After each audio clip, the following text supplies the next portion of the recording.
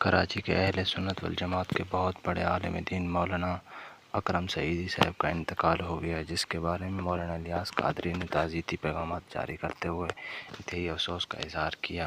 تو ناظرین، یہ انتہائی دکھ اور افسوس کا لمحہ ہے کہ اہل سنت والجماعت کے ایک بہت بڑے عالم دین کا انتقال ہو گیا ہے۔ تو یہ خبر سے ہم آپ کو آگاہ کر رہے ہیں۔ حضرت مولانا اکرم سعیدی صاحب ایک بہت بڑے خطیب تھے اور نعت خواں بھی تھے۔ وہ ملتان میں گاڑی ڈرائیو کر رہے تھے، جس کی وجہ سے اچانک ان کا حادثہ ہو گیا۔ تو یہ ابھی ہسپتال میں ان کو داخل کیا گیا، لیکن زخموں کی تاب نہ لاتے ہوئے یہ اچانک فوت ہو گئے۔